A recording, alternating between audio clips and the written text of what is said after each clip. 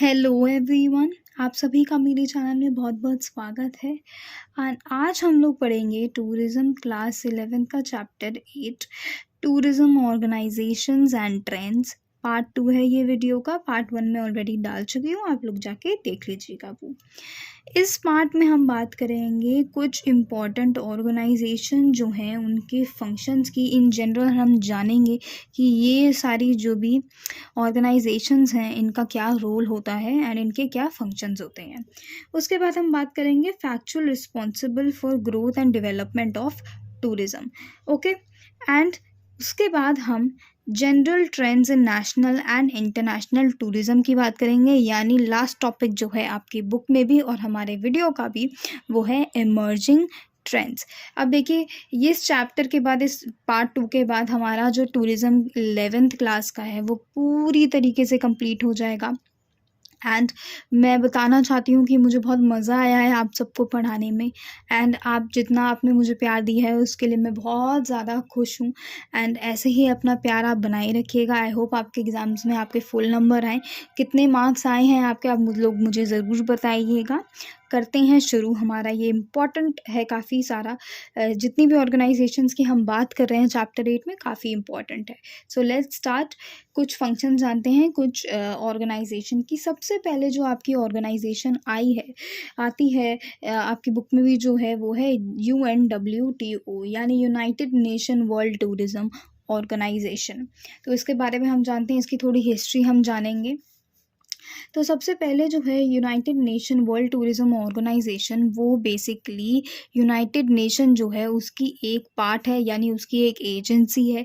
और ये जो ऑर्गेनाइजेशन है ये रिस्पॉन्सिबल है development of sustainable and universally accessible tourism in the world. यानी सिंपल तरीके से अगर हम जानें तो UNWTO पूरी तरीके से ग्लोबली जो टूरिज़्म है उसको क्या है, मैनेज करता है। उसमें वो पूरी अच्छी तरीके से मेंटेन करता है। It's main focus is on economic growth. Economic growth में इसका फोकस रहता है एंड इंक्लूसिव डेवलपमेंट में इसका फोकस रहता है। UNWTO का हेडक्वार्टर्स है मैड्रिड, स्पेन में। ठीक है, सिंपल सी ये थोड़ी इन्फॉर्मेशन है जो आपको पता होनी चाहिए। इसके अब हिस्ट्री के बारे में हम बात करते हैं। History account of UNWTO। सो 1925 से इस चीज़ की शुरू हुई है। तो सबसे पहले जो था international Congress of tourist association, Hague में ये बना था, सेटअप किया गया था।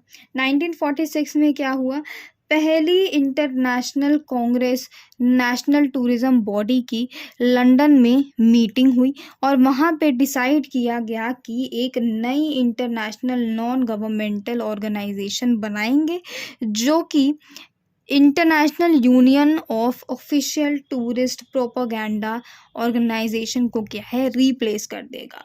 1947 में एक फिर से नहीं, पहली कॉन्जिक्यूटिव असेंबली रखी गई। किसकी? International Union of Official Travel Organization की। हेग में ही रखी गई ये। एंड क्या हुआ, सो अब टेम्परेरी जो नाम रख गया है वर्ल्ड टूरिज़्म ऑर्गेनाइजेशन का, वो ये रख गया है। ठीक है, तो इस नाम से जानी जाती थी पहले। तो जो टेम्परेरी हेडक्वार्टर्स था वो लंदन में इनने इस्टेब्लिश कर दिया था। फिर 1951 में इस IUOTO का जो हेडक्वार्टर्स है वो जेनेवा, स्विट्ज़रलैंड में कर दिया, जहाँ पे वो 1975 तक रहा। उसके बाद इम्पॉर्टेंट पॉइंट है ये, 1970 में क्या हुआ, 27 सितंबर में जो IUOTO स्पेशल जनरल असेंबली है वो मेक्सिको सिटी में मीटिंग हुई वहाँ पे। एंड वहाँ पे इनने क्या करा, वर्ल्ड टूरिज़्म ऑर्गेनाइजेशन के स्टैट्यूट जो हैं उनको अडॉप्ट कर लिया। तो फिर क्या हुआ, 1980 के बाद इस दिन को यानी 27 सितंबर को हम वर्ल्ड टूरिज़्म डे सेलिब्रेट करते हैं। तो ये क्वेश्चन आ सकता है एक नंबर में कि भाई वर्ल्ड टूरिज़्म डे कौन से दिन होता है, तो आपको आराम से ध्यान रखना है 27 सितंबर इज़ वर्ल्ड टूरिज़्म डे। 1975 पे आते हैं। अब फर्स्ट WTO जनरल असेंबली की मीटिंग रखी गई मई में मैड्रिड में, एंड इन द एंड 2003 में वापस UNWTO का नाम पड़ गया और अब हम इसे UNWTO के नाम से जानते हैं। ये सिंपल सी इसमें हमने हिस्ट्री जानी है और कुछ थोड़े बेसिक से पॉइंट जाने हैं UNWTO के बारे में। अब इसके थोड़े इम्पॉर्टेंट इवेंट्स हैं जो आपकी बुक में लिखे हुए हैं। 1967 में इंटरनेशनल टूरिज्म ईयर माना गया और इसका स्लोगन था पासपोर्ट टू पीस। ओके। 1980 में मनीला डिक्लेरेशन ऑन टूरिज्म हुआ। 1991 में एजेंडा 21 हुआ जो कि है रियो डिक्लेरेशन, अडॉप्ट कर दिया गया किसके, UNWTO ने ये अडॉप्ट कर लिया।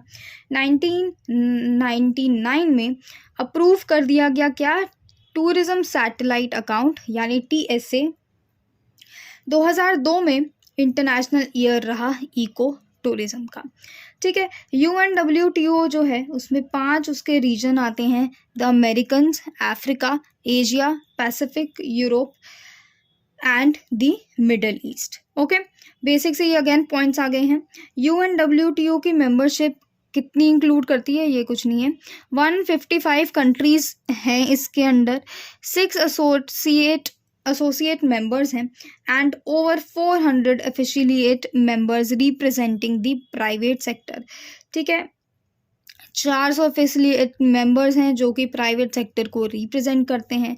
एजुकेशन इंस्टीट्यूशन है, टूरिज्म एसोसिएशन है एंड और बाकी लोकल अथॉरिटीज़ हैं। ओके। फंक्शंस की बात करते हैं हम। फंक्शंस क्या क्या हो जाते हैं इसके function, generating market knowledge through market research and intelligence system, यानी learning market trends, measurement of tourist arrivals and economic impact of tourism, risk and crisis management. क्या हो रहा है, ये मार्केट ट्रेंड्स को देखते हैं कि मार्केट में क्या ट्रेंड्स चल रही है। टूरिस्ट अराइवल देखते हैं कि कौन से टूरिस्ट अभी कौन सी कंट्री में जा रहे हैं, यानी किस कंट्री की डिमांड ज़्यादा है। उसके बाद इम्पैक्ट देखते हैं, इकोनॉमिक इम्पैक्ट देखते हैं कि भाई कौन सी कंट्री का अभी इकोनॉमिकली अच्छा चल रहा है इन टर्म्स ऑफ टूरिज्म, कौन सा टूरिस्ट कहाँ जा रहा है, कितना रेवेन्यू हमें मिल रहा है। एंड हर कंट्री ये अपना इकोनॉमिक देख के चलती है कि भाई हमारे टूरिज्म से हमें कितना फ़ायदा हो रहा है। इसके साथ साथ रिस्क एंड क्राइसिस मैनेजमेंट देखी जाती हैं कि कोई क्राइसिस आनी हो, नेचुरल डिज़ास्टर हो, उसका पहले से हमें पता चल जाए तो हम उसकी क्या है प्रिकॉशंस ले सकते हैं, हमें जो भी इम्पॉर्टेंट स्टेप्स लेने हैं वो ले सकते हैं। ओके। सो ये हैं आपके एग्जांपल्स। मेन जो पॉइंट है आपका वो है generating market knowledge through market research, यानी मार्केट रिसर्च करते हैं ये, और उसके साथ साथ इंटेलिजेंट सिस्टम है इनका जिससे ये मार्केट नॉलेज की पूरी इंफॉर्मेशन गैदर कर लेते हैं। इसके बाद है second point, promoting sustainable tourism policies, यानी ऐसी पॉलिसीज़ लेके आना जिससे हमारे अर्थ में कोई नुकसान ना हो बट हमारी पॉलिसीज़ भी अच्छे से एंटरटेन हो पाएँ। एग्जाम्पल इसमें क्या है, सस्टेनेबल टूरिज़्म का एग्जाम्पल है, एंड एलिमिनेशन पॉवर्टी इनिशिएटिव है जिसको हम स्टेप बोल सकते हैं। इसको ये है एक UN मिलेनियम डेवलपमेंट गोल्स का एक पार्ट है, क्या, स्टेप्स। ठीक है, इसकी फुल फॉर्म ये है। स्टेप की हम थोड़ी अभी बात करेंगे, नीचे पॉइंट्स में इसकी बात होगी। उसके बाद है fostering tourism education and training. तो हम क्या कर रहे हैं, UNWTO टेड कोल करके एक इसके अंडर ही आ जाता है। It is a certification of a voluntary nature, एक सर्टिफिकेट होता है ये वॉलंटरी नेचर का जो कि सीक करता है, फैसिलिटेट करता है to the continual improvement of tourism, education, training, research programmes through the definition of set of minimum standards of quality of tourism education. यानी टेड कॉल जो है बेसिकली ये सर्टिफिकेट प्रोवाइड करता है, वॉलंटरी नेचर का होता है कि आपको जाना है, आपको ये सर्टिफिकेट चाहिए तो आपको जाना पड़ेगा, आपको अपना जो भी अटेंड करना है वहाँ पे, सेमिनार्स हो गए, कोई भी ऐसी चीज़ हो गई जो ये करवाते हैं वो आप अटेंड करोगे। इसमें क्या ये मेन क्या फोकस करते हैं इस सर्टिफिकेशन में, टूरिज़्म फोकस करते हैं, एजुकेशन फोकस करते हैं, ट्रेनिंग को फोकस करते हैं, रिसर्च प्रोग्राम्स होते हैं एंड ये अटेंड करेंगे। उसके बाद आपको क्या है एक सर्टिफिकेशन मिलता है टर्ट कोल के तरफ से।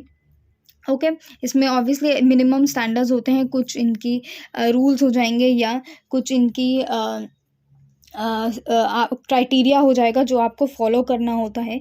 एंड क्या है ये अच्छे से टूरिज़्म एजुकेशन प्रोवाइड करते हैं। ओके इसके बाद है making tourism an effective tool for development, यानी टूरिज़्म को ऐसे टूल की तरह यूज़ करना जो कि डेवलपमेंट में हेल्प करे।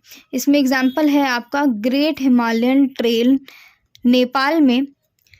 ठीक है ये क्या है, this is the outcome of 3 year step project. हमने स्टेप की बात करी थी ऊपर, 3 साल के स्टेप का प्रोजेक्ट के बाद हमारा ग्रेट हिमालयन ट्रेल नेपाल में बना, जो कि 2009 में शुरू किया गया था। किसकी फंडिंग से, with the funding from the tripartite alliance between SNV Nepal, the step foundation and the UNWTO। यानी SNV नेपाल ने, स्टेप फाउंडेशन ने और UNWTO ने कोलैबोरेशन किया एंड इनने क्या है ये हमारा ग्रेट हिमालयन ट्रेल बनाया। किसकी हेल्प से, स्टेप प्रोजेक्ट की हेल्प से 2009 में। ओके फिर है कोऑर्डिनेशन इन डेस्टिनेशन मैनेजमेंट, कि भाई अगर कोई टूरिस्ट जा रहा है किसी भी डेस्टिनेशन में तो वहाँ पे वो अच्छे से घूम पाए। जैसे अगर कोई इतनी हिमालयाज़ की ट्रेल में जा रहा है या फिर माउंटेन ट्रैकिंग पे जा रहा है, हाइकिंग पे जा रहा है, तो वहाँ पे कोऑर्डिनेशन, वहाँ पे नेटवर्क नहीं रहते हैं। तो ऐसी जगहों में इनने क्या करा है अच्छे से कोऑर्डिनेट हो पाए उन टूरिस्ट के साथ, अच्छे से उनको समझ आ पाए कि कैसे जाना है वहाँ पे, उसका मैनेजमेंट करते हैं ये। dispensing information on acting as a major communication channel for all its members। okay यानी ये बेसिकली एक मेजर कम्युनिकेशन चैनल की तरह एक्ट करते हैं, सारी इन्फॉर्मेशन बताते हैं किसको, टूरिस्ट को एंड अपने मेंबर्स को, कि किसी भी तरीके से टूरिज़्म में दिक्कत नहीं आए और आराम से टूरिज़्म हो पाए लोगों का। ओके चलते हैं आगे। हमारा UNWTO इज़ कम्प्लीटेड। अब हम बात करेंगे IATA की, जो कि है international air transport association, IATA। तो IATA जो था हवाना में फाउंड हुआ था 1945 में। तो मेन एम IATA का है कि जो IATA है ये इंश्योर करे कि सेफ़ ट्रैवल हो pi by inter airline corporation के थ्रू। सो इसका मेन एम क्या है, safe air travel, safely air travel हो पाए। सेफ एयर ट्रैवल होगा तो सब आराम से खुश रहेंगे, किसी की मौत वौत नहीं होगी एंड उन्हें खाना पीना सब अच्छा मिलेगा, अच्छी एयरलाइन होगी तो तारीफ भी होगी उस एयरलाइन की। So main M of IATA is safe air travel, किसके थ्रू, इंटर एयरलाइन कॉरपोरेशन के through. It is an apex body of airlines that deals with the standardization of air transport at global level। तो basically जो airline की main body है ना, जो बिल्कुल सबसे नंबर 1 पे जो जिसके अंडर बाकी सारे आते हैं, वो है हमारी IATA। यानी IATA के अंडर काफ़ी सारी चीज़ ऐसे आ जाएंगी, फिर इनकी ये ब्ला ब्ला ब्ला ऐसे करके इनके अंडर। तो मेन बॉडी जो है वो सबसे इम्पॉर्टेंट बॉडी जो है वो IATA है, किसकी, एयरलाइंस की। ओके रिमेंबर करना है ये। और ये डील करता है standardization of air transport at global level. ठीक है एयर ट्रांसपोर्ट से डील कर रहे हैं तो सब कुछ इनका एयर ट्रांसपोर्ट से ही होगा। It helps in scheduling services, routes, traffic. अगर आपने कभी मैप देखा हो तो आप देखोगे कि मैप में ट्रैफिक सा दिखता है कि इस एक जगह है, जैसे ये जगह है और ये एक जगह है, तो आप देखोगे कि इतनी सारी लाइनें बनी होती हैं, ऐसे करके बहुत सारा ऐसी लाइनें बनी होती हैं, उसमें एरोप्लेन सा बना होता है। तो ये क्या दिखाता है, ये दिखाता है कि कौन से रूट्स हैं, कितना ट्रैफिक है, कि अभी ये वाली एयरलाइन चल रही है, उसके बाद ये वाली एयरलाइन यहाँ से इधर आ रही है।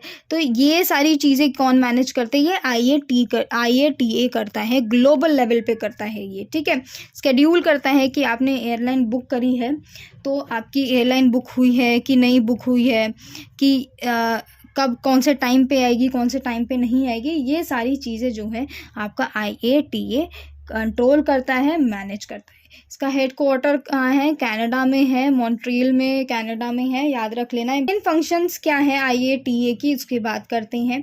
To promote safe, regular and economic air transport, to foster air commerce, to study problems connected with airline industries, to provide means of collaborating between air transport companies and agencies। दिख नहीं रहा है यहाँ पे ये,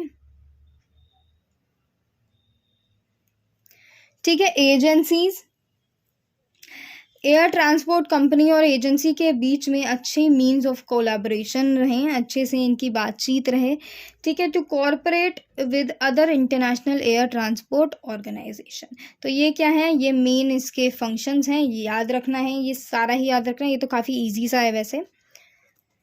चलते हैं आगे थोड़ा।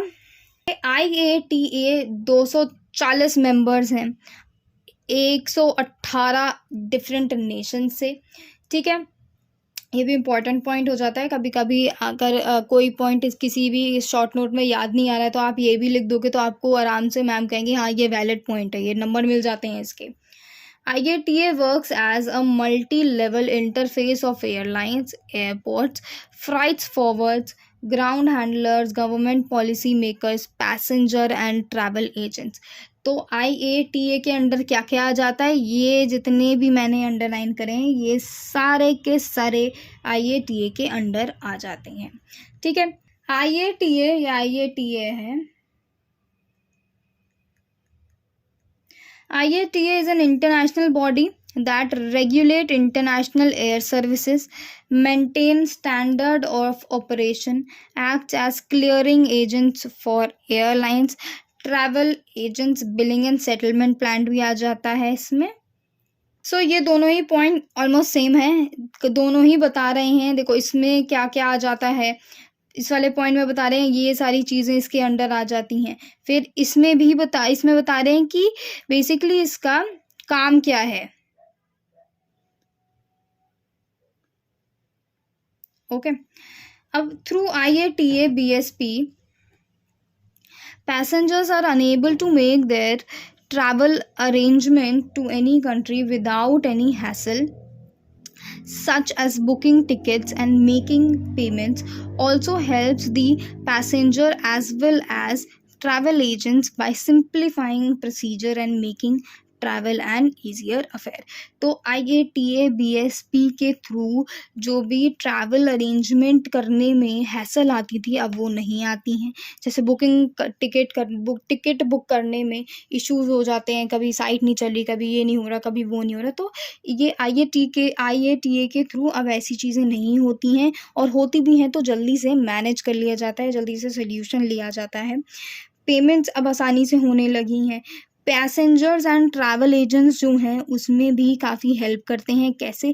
क्योंकि सिंपल जो प्रोसीजर हैं पहले बहुत ज़्यादा कॉम्प्लिकेटेड थे, अब उन प्रोसीजर्स को काफ़ी इजी बना दिया गया है ताकि पैसेंजर्स और ट्रैवल एजेंट्स जो हैं वो आराम से सारी चीज़ें हैंडल कर पाएँ और उनके लिए जो है एयर ट्रैवल करना दिक्कत का काम ना हो। इसी से इन्हीं सारी चीज़ों से क्या होता है, आपका जो सेफ़ एयर ट्रैवल होता है वो इन्हीं चीज़ों की वजह से होता है, ठीक है। अंडर इट्स ट्रेनिंग, अब ये जो IATA जो है ये अपना ट्रेनिंग और एजुकेशन प्रोग्राम भी निकालता है। तो इसके अंदर क्या करता है, काफ़ी सारे कोर्सेज ऑफ़र करता है जो कि ट्रैवल एंड टूरिज़्म से रिलेटेड होते हैं। जैसे कि एयरलाइन में देगा, एयर नेविगेशन सर्विसेज हो गई, एयरपोर्ट हो गया, कार्गो हो गया, सिविल एविएशन हो गया, ग्राउंड सर्विसेज हो गई, ट्रैवल एजेंसी हो गई। इन सारी चीज़ों का ये ट्रेनिंग और एजुकेशन प्रोग्राम ऑफ़र करता है। कोई भी बच्चा आप में से इंटरेस्टेड हो तो आप इसमें अपना ट्रेनिंग एंड एजुकेशन प्रोग्राम में जा सकते हैं अगर आपको एयर ट्रैवल करना बहुत पसंद है तो, ओके। ये कुछ पॉइंट्स हैं जो आपको याद रखने होंगे, जैसे कि ये एक पॉइंट है आपको याद रखना है, ये पॉइंट याद रखना है, ये पॉइंट याद कर रखना है। ये आई एम अज्यूमिंग जो ये वाला पॉइंट है हमारा ये काफ़ी इजी पॉइंट है तो ये आप रिमेंबर कर लोगे। एंड लास्ट वाला पॉइंट तो है ही इजी, ठीक है, चलते हैं आगे। आता है हमारा IATO, यानी Indian association of tour operators. Tour operator जो है आपका 12th में पहले चैप्टर से ये शुरू हो जाएगा, पूरी बुक में इसी के बारे में हो रखा है बात, तो थोड़ा ध्यान से सुनना। The Indian association of tour operator जो कि है IATO कब इस्टेब्लिश हुआ था? 1982 में इस्टेब्लिश हुआ था, और ये apex body of tourism industry है। इसमें क्या है? मेंबरशिप है, लिमिटेड मेंबरशिप है, not only to tour operators as the nomenclature suggests but also extended to cover all the segments of industry including academic institution। तो हमारा जो IATO है 1982 में इस्टेब्लिश करा गया था as an apex body of tourism industry. इसमें limited membership है, टूर ऑपरेटर्स के लिए भी है और नॉर्मल लोगों के लिए भी है, और ये सारे सेगमेंट ऑफ हमारी जो टूरिज्म इंडस्ट्री है उसमें जितने भी सेगमेंट्स आते हैं सबको इंक्लूड करता है, सबको कवर करता है, और इसमें एकेडमिक इंस्टीट्यूशन जो है वो भी आ जाते हैं। ठीक है, इसमें there are 5 categories of membership. 5 हमारी कैटेगरीज हैं इस मेंबरशिप में, जो कि है active, allied, associate, international and honorary. ठीक है, ये this is an important point. ये वाला पॉइंट तो आई एम अज्यूमिंग ईजी सा है, तो आप ध्यान रख लोगे। फंक्शंस की बात करते हैं, IATO के फंक्शंस क्या होते हैं। इसमें 10 फंक्शंस दे रखे हैं आपके, थोड़े लंबे लंबे हैं सारे ही फंक्शंस। बात करते हैं unification of various association representing different interest within the entire industry by putting together a common platform and working programme. तो क्या होता है, काफ़ी सारे जो एसोसिएशन होते हैं, जैसे 1 2 3 4, इन सारे ही एसोसिएशन को मिला के एक बड़ा सा एसोसिएशन बना दिया जाता है। अब जैसे ये है, ये फूड को रिप्रेजेंट करता है, ये आपका ट्रांसपोर्ट रिप्रेजेंट करता है, ऐसे करके ये किसी चीज़ को करता है, ये किसी चीज़ को करता है। क्या हो रहा है? डिफरेंट इंटरेस्ट हो रहा है। तो अलग अलग इंटरेस्ट के ये अलग अलग इंटरेस्ट के कोई भी इंडस्ट्री होती है तो उसमें काफ़ी सारे इंटरेस्ट के लोग हो जाते हैं। जैसे हमारी टूरिज्म इंडस्ट्री जो है उसमें फूड आ जाता है, आपका ट्रांसपोर्ट आ जाता है, फिर अकोमोडेशन आ जाता है, ऐसे करके काफ़ी सारे डिफरेंट सेक्टर्स आ जाते हैं, डिफरेंट इंटरेस्ट आ जाते हैं। तो इनने क्या करा है, इनने जितने भी ये सेक्टर्स हैं, जितने भी इंटरेस्ट हैं, अलग अलग जो इंटरेस्ट हैं, उनको क्या करा, एक कर दिया, यानी यूनिफाइड कर दिया, यूनिफिकेशन कर दिया अलग अलग एसोसिएशन का, अलग अलग इंटरेस्ट का, अलग अलग सेक्टर का, और क्या करा, एक कॉमन प्लेटफॉर्म करा दिया। कॉमन प्लेटफॉर्म बन गया और वर्किंग प्रोग्राम बन गया। समझ आया? सिंपल सी है। बहुत सारे डिफरेंट इंटरेस्ट होते हैं, उनको जब हम एक साथ ले आते हैं तो एक कॉमन प्लेटफॉर्म बन जाता है, जो कि हमारा IATO करता है। ठीक है, चलते हैं आगे। Creation of a strong lobby with the government to ensure prompt participation in decision making with the government prior to enacting new laws, revision of policies or otherwise protect the interest of travel trade। क्या करते हैं, government के साथ एक important and strong relation हो, जिसकी वजह से आप अच्छा पार्टिसिपेशन कर पाओ डिसीजन मेकिंग में, नए लॉज जो हैं वो इजीली आप इनैक्ट कर पाओ अपने टूरिज़्म में, नई पॉलिसीज़ जो भी हैं उसको, नई या पुरानी पॉलिसी जो भी हैं उसको अच्छे से रिवाइज कर पाओ, और जो ट्रैवल ट्रेड का इंटरेस्ट है उसको क्या है, प्रोटेक्ट कर पाए हम। ठीक है, interaction with related government ministries, departments और chambers of commerce and industry, diplomatic missions etc. for addressing crucial industry issues at various levels, coordination with other international tourism bodies and association worldwide। तो क्या है, government के साथ अच्छा interaction होना, government हो गई, चाहे मिनिस्ट्री हो गई, चाहे डिपार्टमेंट हो गया, चेम्बर्स ऑफ कॉमर्स इंडस्ट्री हो गई, इन सब के साथ अच्छा इंटरेक्शन होना, अच्छा रिलेशनशिप होना, किस चीज़ को एड्रेस करने के लिए, क्रूशल इंडस्ट्री इश्यूज़ को एड्रेस करने के लिए। अब कोई इशू आ रहा है टूरिज़्म इंडस्ट्री में और गवर्नमेंट के साथ ये हमारा IATO है, उसका रिलेशन अच्छा नहीं है, तो गवर्नमेंट क्या है, आपकी बात नहीं सुनेगी। वो बोलेगी कि हाँ ठीक है, ये इशू है, अभी चुप रहो, अभी बाद में बात करेंगे। बट अगर आपका इंटरेक्शन अच्छा है, अगर आप अच्छे इसमें डायरेक्टर जो है वो काफ़ी अच्छा है, तो वो जाके बोलेगा हमारे ये इश्यूज़ हैं सर, हमें ये इशू हमारी इंडस्ट्री टूरिज़्म इंडस्ट्री में नहीं चाहिए, हमें सॉल्व करने हैं जल्द से जल्द। तो गवर्नमेंट भी ध्यान देगी और वो जो इश्यूज़ हैं उनको सॉल्व करेगी। उसके साथ साथ कोऑर्डिनेशन अच्छा होगा अगर गवर्नमेंट और IATO में तो अच्छे से जो भी इश्यूज़ आ रहे हैं या नए लॉज आ रहे हैं या क्या है, ये प्रॉम्प्ट पार्टिसिपेशन हो गया, डिसीजन मेकिंग हो गया, और हमारे जो ट्रैवल एंड ट्रेड को प्रोटेक्ट करना है, तो ये भी ईजिली और बेटर वे में हो पाएगा। इसके साथ साथ कोऑर्डिनेशन अलग अलग जो इंटरनेशनल टूरिज़्म बॉडीज़ हैं उसके साथ भी ज़रूरी है। अब जैसे हमारा जो इंडिया का जो टूरिज़्म डिपार्टमेंट है वो उसके साथ काफ़ी ऐसी कंट्रीज़ हैं जो कि इंडिया को बिना वीज़ा के भी ट्रैवल के लिए अलाउ करती हैं। इसका क्या मतलब है? इसका मतलब ये है कि हमारे उन कंट्रीज़ के साथ रिलेशन अच्छे हैं, कोऑर्डिनेशन अच्छा है, इसलिए वो बोलते हैं कि भाई ठीक है, बिना वीज़ा के लिए आपके लोग आ सकते हैं और एन्जॉय कर सकते हैं हमारी कंट्री को। तो दिस इज़ इम्पॉर्टेंट, ठीक है। ये IATO के फंक्शन होते हैं कि हम अपने रिलेशन अच्छे बना के रखें गवर्नमेंट के साथ, इंटरनेशनल टूरिज़्म बॉडीज़ के साथ, डिप्लोमेटिक मिशंस के साथ, और जितने भी डिपार्टमेंट हैं उनके साथ।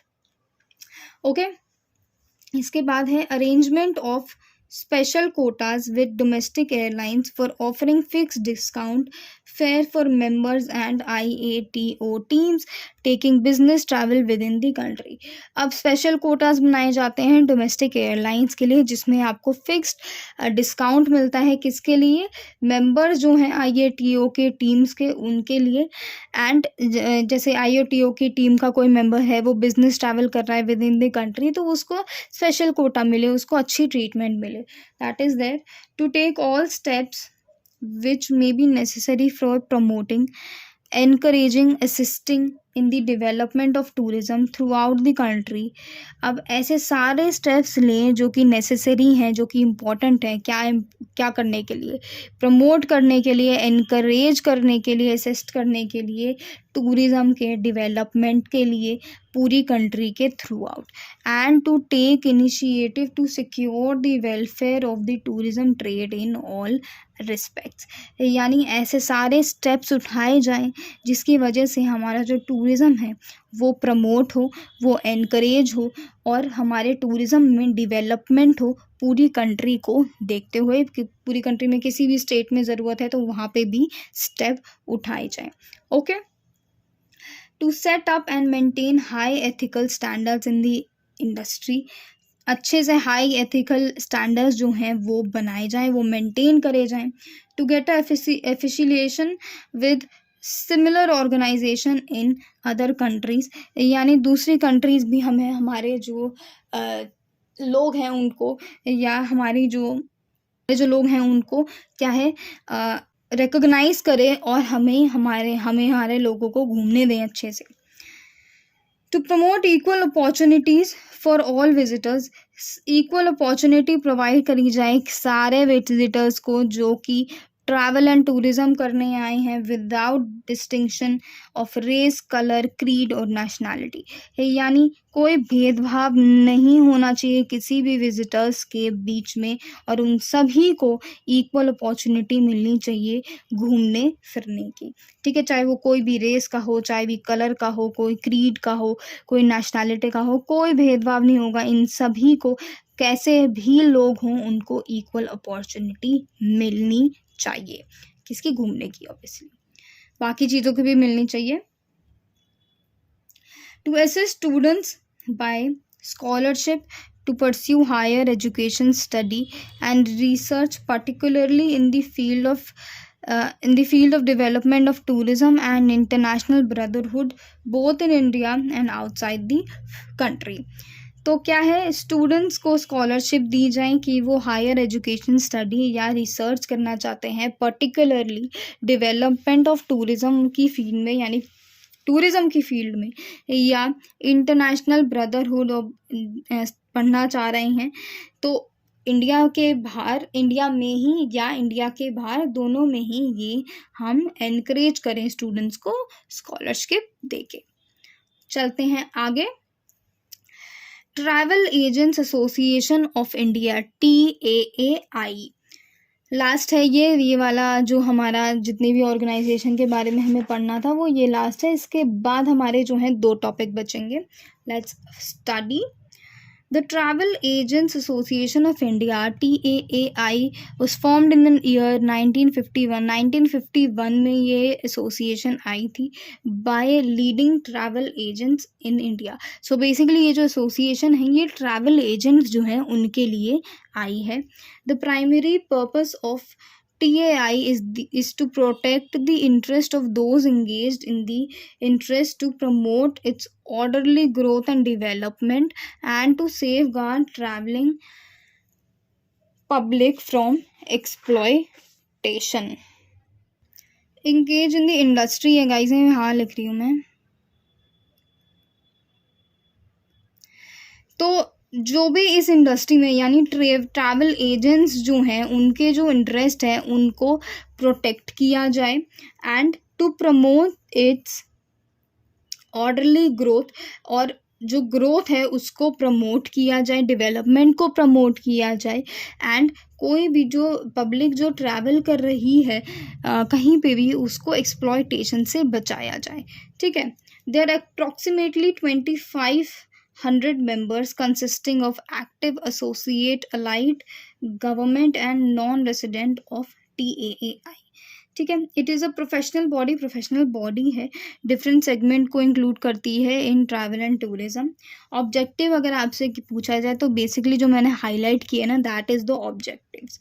ठीक है। सो TAAI जो है एम करती है as the development of travel and tourism in industry. ठीक है। डेवलपमेंट कहीं पे भी हो रहा है ट्रैवल एंड टूरिज्म इंडस्ट्री का तो ये सारी ही ऑर्गेनाइजेशन का मेन जो फोकस कहीं ना कहीं होता है वो development of travel and tourism है ही। So this is like a key point in the entire chapter. तो TAI भी डेवलपमेंट पे फोकस करती है ट्रैवल एंड टूरिज्म इंडस्ट्री के इन इंडिया कॉन्स्टेंटली, और इसके साथ साथ by constantly improving the standard of service and professionalism in the industry. कैसे डेवलपमेंट होगा जब आप कॉन्स्टेंटली इम्प्रूव करते जाओगे अपनी सर्विसेज को। अब सर्विस 1 स्टार है, 1 स्टार के बाद अगर आप थोड़ा इम्प्रूव करोगे तो 2 स्टार होगी, फिर थोड़ा इम्प्रूव करोगे तो 3 स्टार होगी, फिर थोड़ा इम्प्रूव करोगे तो 4 स्टार होगी एंड फिर पूरा 5 स्टार हो जाएगी। तो क्या है, constantly improving the standard of service and professionalism in the industry. किस लिए करना होता है ये, ताकि हम अपने जो भी ट्रैवलर्स हैं उनकी नीड्स को केटर कर सकें या कि उनकी कोई भी नीड्स हैं उनको फुलफ़िल कर सकें। कोई भी टूरिस्ट जो हमारे इंडिया का है या इंडिया से बाहर का है जो इंडिया में आ रहा है, उनकी जो भी तरीके की नीड्स हैं उनको हम क्या है फुलफ़िल कर सकें। ठीक है। It is also engaged in promoting mutual cooperation among the different segments of travel and tourism industry। यानी अभी हमने डिफरेंट सेगमेंट्स की बात करी थी, यानी फूड इंडस्ट्री हो गई, हमारी अकोमोडेशन इंडस्ट्री हो गई, ट्रांसपोर्ट इंडस्ट्री हो गई, ये अलग अलग सेगमेंट्स हैं। इनके बीच में कॉर्पोरेशन अच्छा रहे, इनके बीच में अच्छे रिलेशनशिप रहें, हम ये भी प्रमोट करते हैं TAAI के थ्रू। ट्रैवल इंडस्ट्री में जितने भी सेगमेंट आ जाते हैं, जितने भी सेक्टर्स आ जाते हैं उनके बीच में अच्छा रिलेशन होना चाहिए, म्यूचुअल कॉर्पोरेशन होना चाहिए, यानी एक दूसरे से अच्छे से कॉर्पोरेट कर पाएँ। That is what we are promoting here among TAAI members by contributing to the sound progress and growth of the industry as a whole। इसके साथ साथ हमें क्या करना है, TAAI members जो हैं वो ये भी चाहते हैं कि कंट्रीब्यूट करें हम प्रोग्रेस में, जितना भी प्रोग्रेस हो रहा है चाहे वो स्लो हो रहा हो, although India is a huge country तो थोड़ा स्लो ही होता है प्रोग्रेस किसी भी चीज़ में आप देखोगे तो जो प्रोग्रेस हो रहा है उसमें कंट्रीब्यूशन होना चाहिए और इंडस्ट्री जो है उसमें पूरी तरीके से हमारी ग्रोथ होनी चाहिए। That is what is the objective of आपका TAAI। ठीक है। फंक्शंस की बात करते हैं, इसके फंक्शंस बढ़िया हैं और इजी हैं। सो फंक्शंस जो है आपका कि टू प्रमोट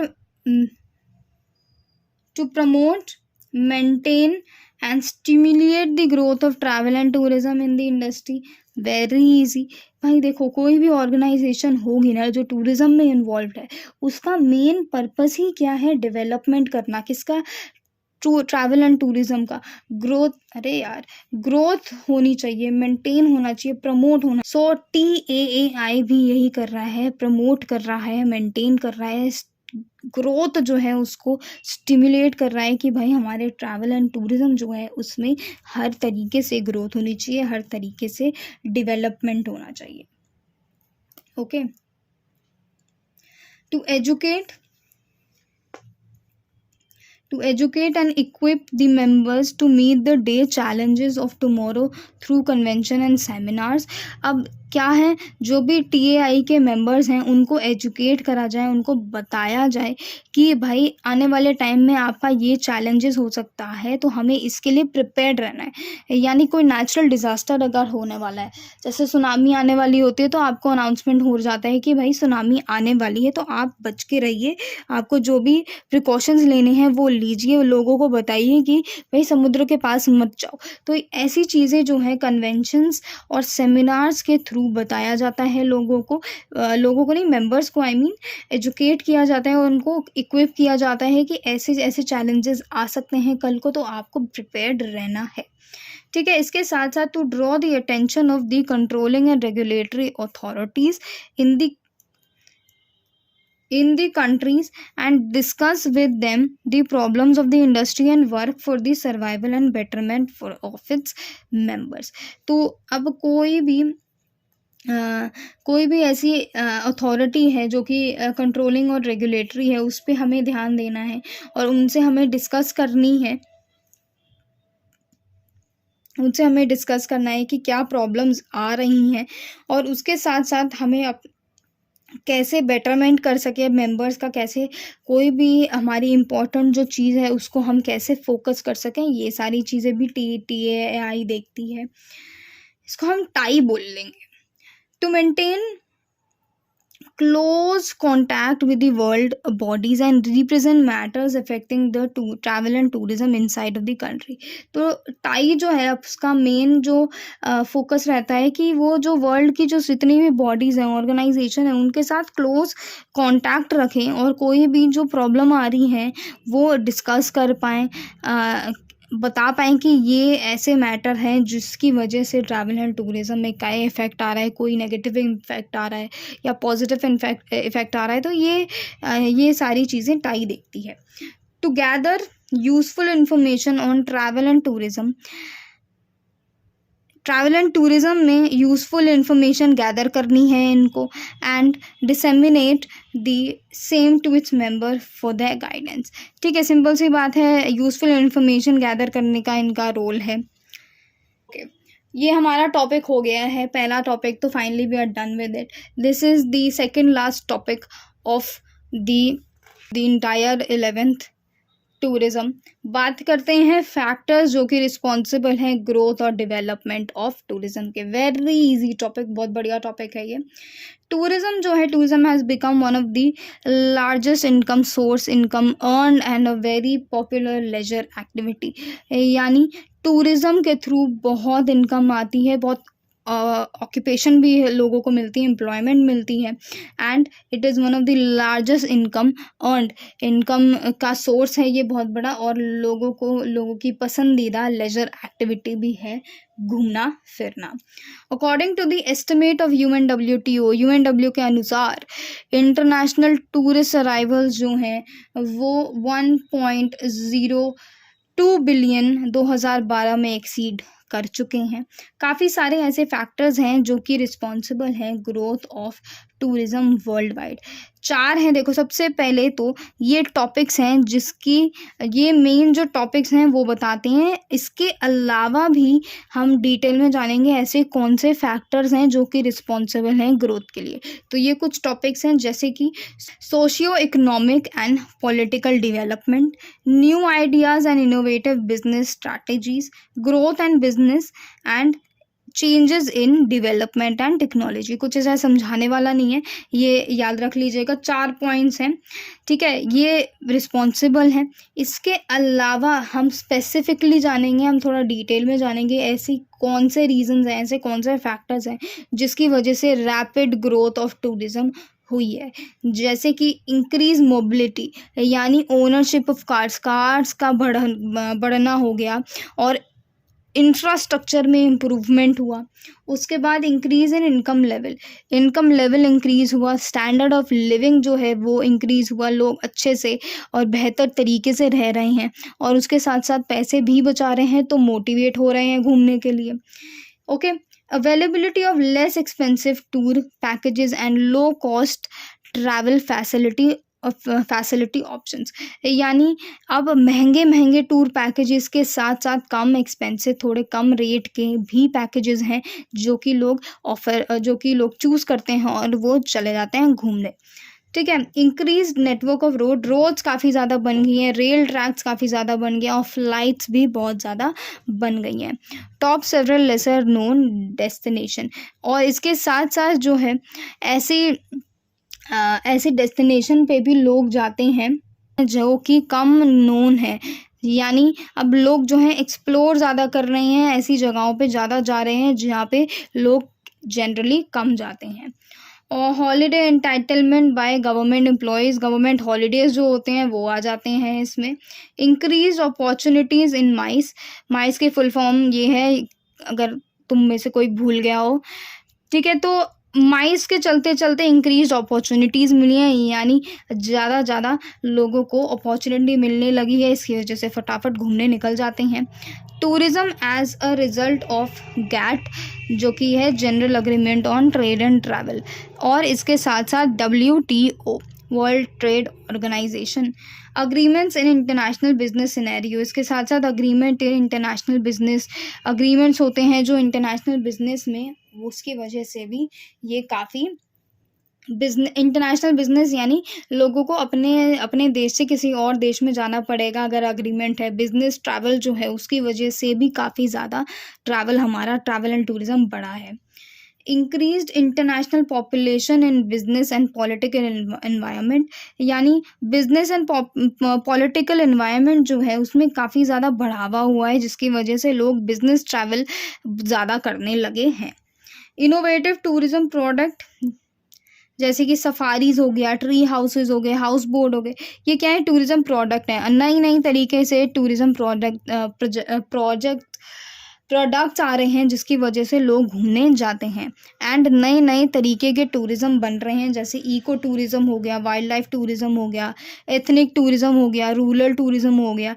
ये सारी चीज़ें काफ़ी लोगों को अट्रैक्ट करती हैं, टूरिस्ट को अट्रैक्ट करती हैं। फिर है एडवांसमेंट ऑफ इंफॉर्मेशन टेक्नोलॉजी तो बढ़ ही जा रही है और बढ़ती ही जाएगी आगे भी। तो इससे क्या हो रहा है, इससे भी हमारा ट्रैवल एंड टूरिज्म बढ़ रहा है, यानी use of social networking sites, smartphone सबके पास है। Increased use of internet for making travel arrangements, घर बैठे बैठे आप कोई भी जगह बुक कर सकते हो, तो ये तो है ही बहुत अच्छी बात। इससे लोगों को आसानी होती है और बेटरमेंट होता है। Innovative marketing strategies and improve product offering as an outcome of highly competitive business environment. अलग अलग इनोवेटिव, अलग अलग यूनिक तरीके की मार्केटिंग स्ट्रैटेजीज आ रही हैं जो कि प्रोडक्ट ऑफरिंग में काफ़ी ज़्यादा इम्प्रूवमेंट लाती हैं, और इससे जो है बिजनेस एनवायरनमेंट में बेनिफिट होता है, एंड इवेंचुअली आपका जो टूरिज़्म है उसमें भी बेनिफिट होता है। ओके, करते हैं बात general transit national and international tourism, यानी इसमें सिंपली ये बताना चाह रहे हैं कि टूरिज़्म की कितनी ग्रोथ हुई है इन दी इन दी ईयर्स, इसमें सिर्फ आपका 2012 तक है, वैसे उसके बाद 12 तक ही इनने नापा होगा, उसके बाद इन्हें नापा नहीं है, इनने कैलकुलेट नहीं किया है। बट लेट्स टॉक अबाउट 2012 तक का कितना था। तो ये डायग्राम आपकी बुक में बना हुआ है, तो आप देख सकते हैं मिलियन में ये आपका जा रहा है। So let's read it. The growth of tourism world wide, it shows that international tourist arrival have recorded a steady increase from 2000 to 2012।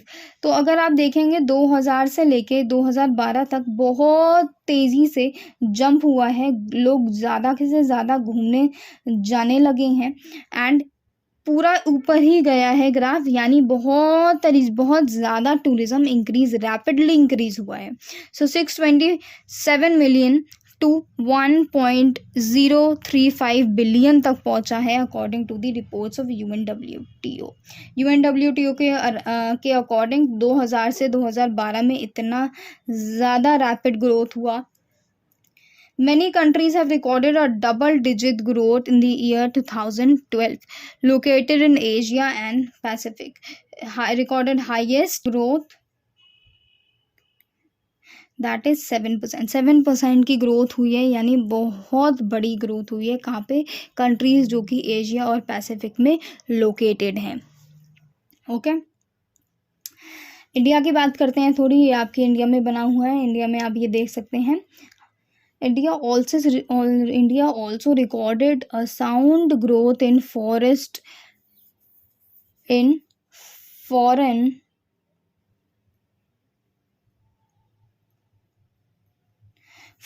tourist arrival।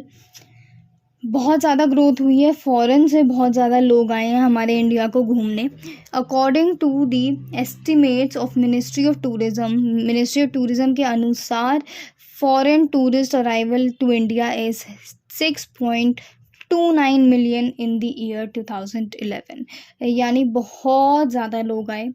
ठीक है, ऊपर की जो हमारी टेबल है वो बता रही है कि कितने ज़्यादा इंक्रीज़ हुए हैं। Foreign tourist arrival to India have increased consistently with the share of 0.64% in international travel. अब तो और ज़्यादा बढ़ गया होगा।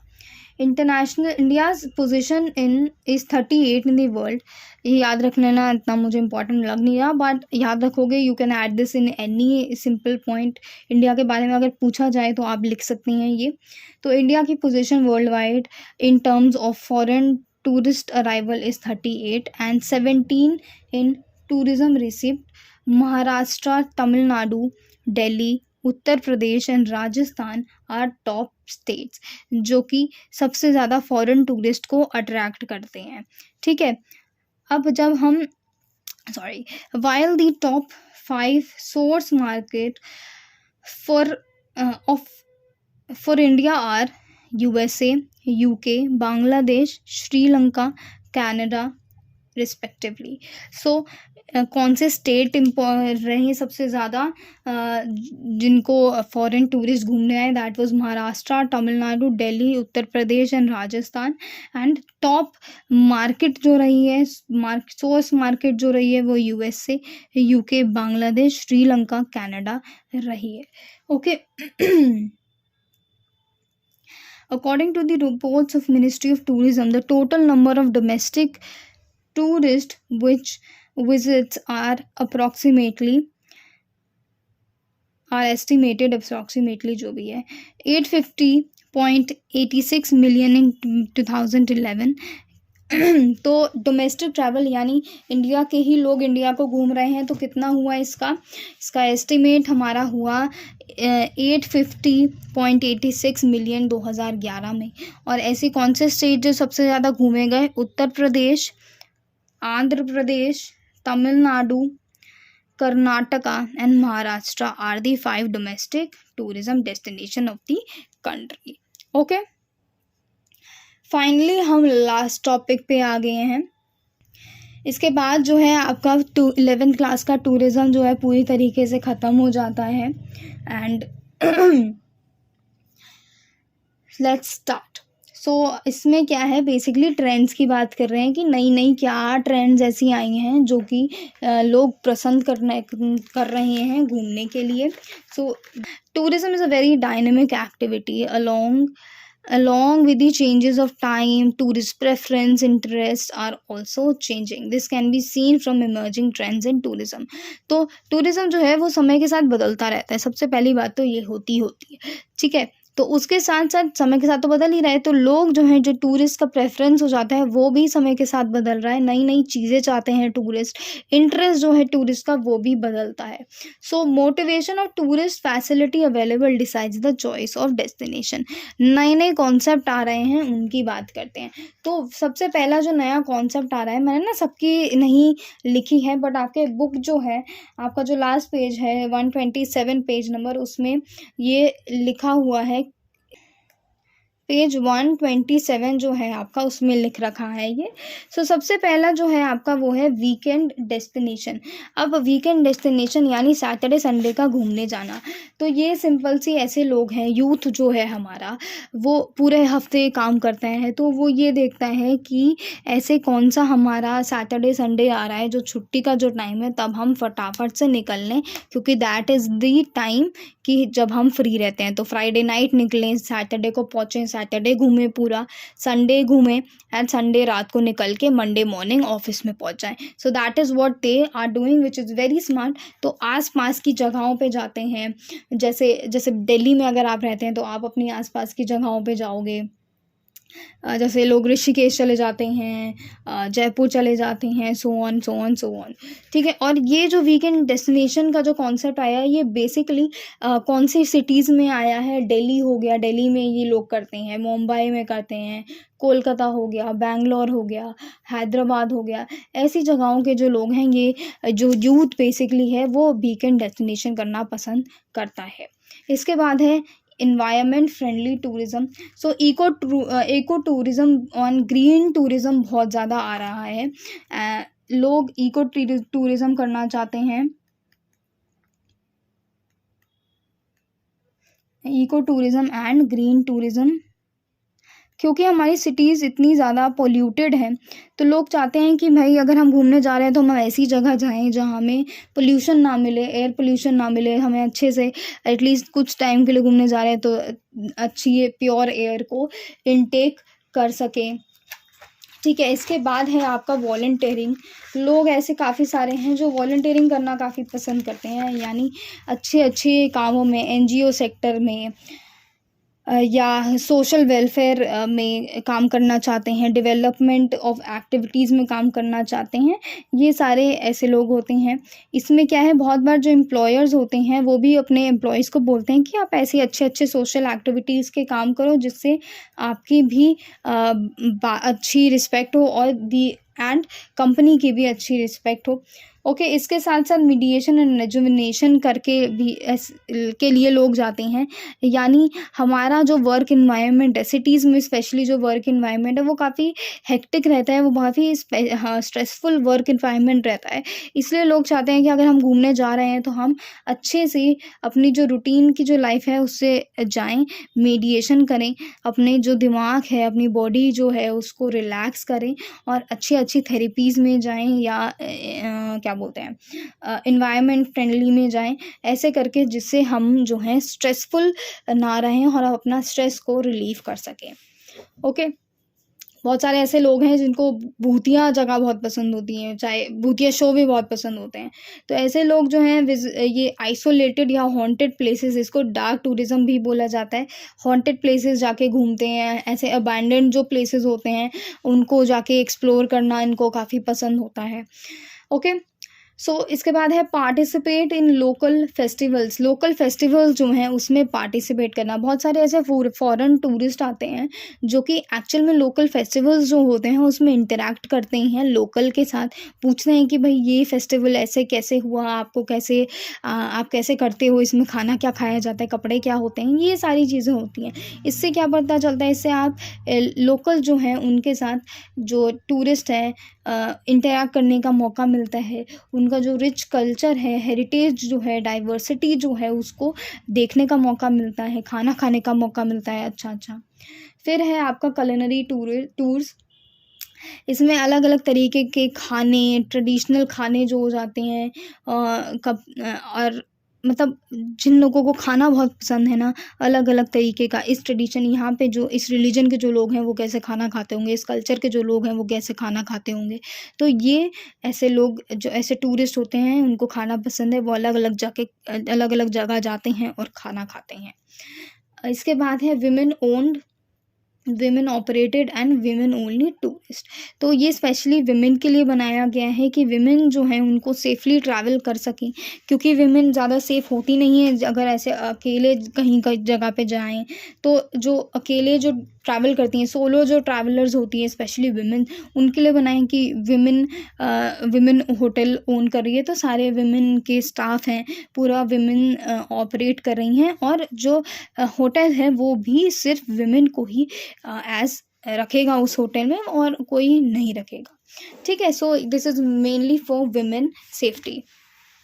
इसके साथ साथ है इंटरनेशनल टूर करना, अपनी जो नेबरिंग कंट्रीज़ हैं उसको घूमना। यानी जो जैसे ही हमारा जो लो कॉस्ट एयरलाइन इंट्रोड्यूस हुआ ना, और इंक्रीजिंग डिस्पोजेबल इनकम आई अमंग यूथ, जो है गाइस ये यूथ है, योगा पता नहीं कैसे लग गया, एनीवेज। तो हमारे यूथ के पास है, हमें हमारा जो यूथ है उनको देखा कि भाई लो कॉस्ट एयरलाइंस हैं, इनकम भी हमारी सही है, तो हम घूमने चलते हैं, आसपास की डेस्टिनेशन में चलते हैं घूमने।